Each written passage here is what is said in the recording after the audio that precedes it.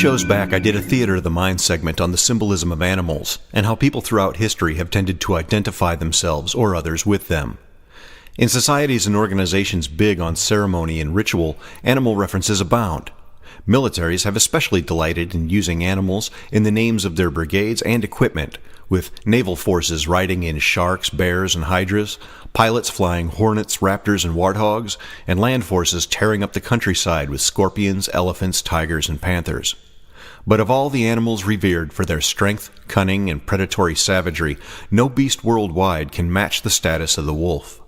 Military units and war machines of land, sea, and sky all include the likeness of this apex predator, and it's easy to see why. Wolves are intelligent, socially advanced, stealthy, and deadly. Indeed, while Canis lupus is highly respected and even deified in some cultures, it is feared, and when human beings are subject to comparison with the wolf, it's likely not for their loyal monogamy or advanced communication skills, but for their predatory nature and mercilessness.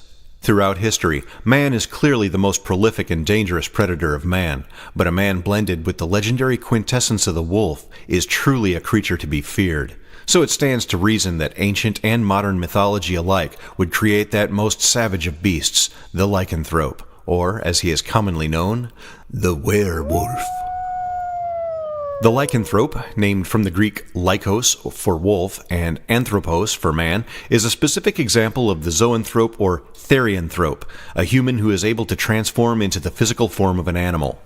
The therianthrope exists in some form or another in the religion and folklore of most regions of the world.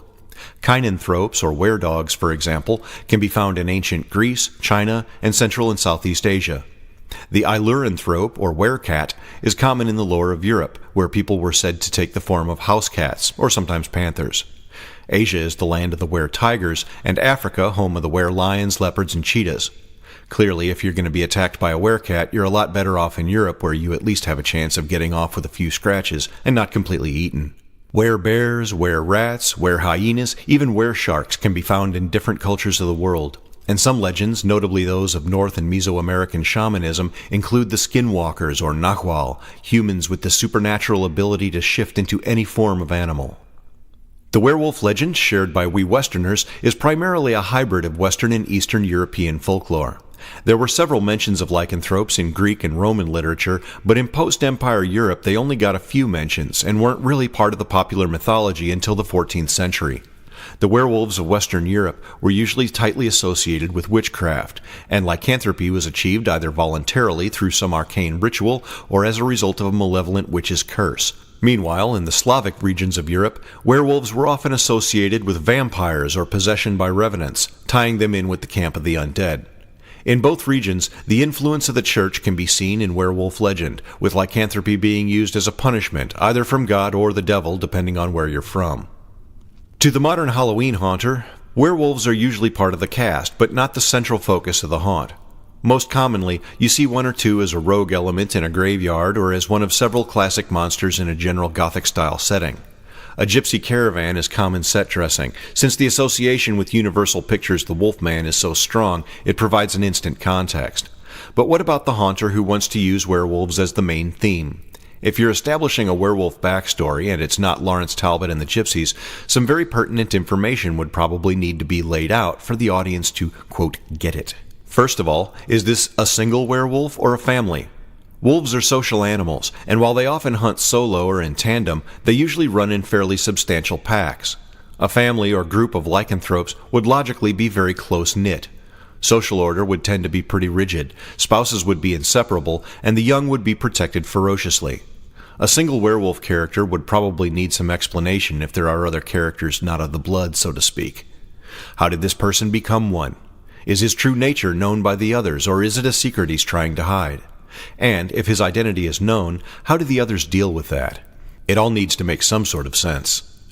The origin and nature of the lycanthropy would have a major effect on the storyline as well. Did he intentionally seek out a practitioner of the dark arts to aid him in a quest for vengeance? Did she fall under the grip of a cursed relic or evil spell? Did he survive a biting attack? Are they natural born, descendants of a long line of lycanthropes? All of these would have a significant effect on how the characters live their lives. The victim angle would probably portray someone living a broken life, horrified or confused by their actions, hunted, unable to understand or accept what is happening to them. The vengeance seeker, on the other hand, since he is fully aware of his condition and what it entails, would probably have many precautions in place for his own protection and security, and possibly even loyal helpers to keep him from being hunted down or discovered while maintaining the ability to go on the glorious hunt. Of course, this would also all depend on whether the transformation itself is voluntary or involuntary. If it's something that just happens to the character due to moon phase or nightfall or whatever, that lack of control adds an element of vulnerability, since such werewolves are usually considered to be in the grip of their animal identity and thus beyond rational self-control. If it's something they just do at will, it's likely that they also change back at will, and probably maintain some presence of self-awareness while in their animal form. They wouldn't need to take so many precautions in their daily lives. Also, note that in many legends, the person would effect the transformation by putting on a cloak or belt of wolf hide, or rubbing down with an ointment or potion in some sort of ritual. If the character is a werewolf by use of magic, there could be a scene in the haunt that shows the means or method of change, if it's not simply a natural ability. While the lycanthropes in the popular Underworld franchise lived like homeless street gangs in tunnels under the city, there's no reason why werewolf characters would have to live like animals. After all, they're only animals part-time. They could just as easily come from nobility. They very well could be an old-world, well-bred family line, in which case you would most certainly see plenty of heraldic devices and artwork prominently featuring the wolf. I'm sure they would be fiercely proud of their heritage. I certainly would. Werewolves in popular culture also vary greatly in appearance. In elder folklore, the general description was a human that transformed into a very large wolf, oftentimes without a tail but otherwise wolf-like in form. It was Hollywood that popularized the upright creature that looked like a man, albeit one with full body fur and vaguely wolf-like facial features. That version was the popular image of the lycanthrope in America for many years, until Hollywood brought back the old four-legged beast in successful films like Wolfen and American Werewolf in London. The more canine version has ruled the pack in movies since then. When Universal brought back the Wolfman in 2010, they went back to the classic Lon Chaney Jr. look, favoring the man shape with lupine features, so, of course, as a classic movie fan, I thoroughly enjoyed it for that reason. That appearance gained a whole new level of significance in one scene of the film. After the attack on the gypsy caravan, Talbot looks at the mangled bodies of the werewolf's victims and remarks that, while the wounds appear to be made with the teeth and claws of an animal, they look as if they were made with the intent not to feed, but to maximize the pain and terror of the attack, suggesting the sort of sadism and cruelty that would only come from man. I really liked that. The werewolf that more resembles a human is the one that seems to kill out of malice and cruel intent. Even though one more animalistic and wolf-like might be more savage, completely tearing apart its victims and eating them, at least it would show the animal instinct to feed, and not so much the all-too-human desire to inflict suffering for its own sake. Food for thought.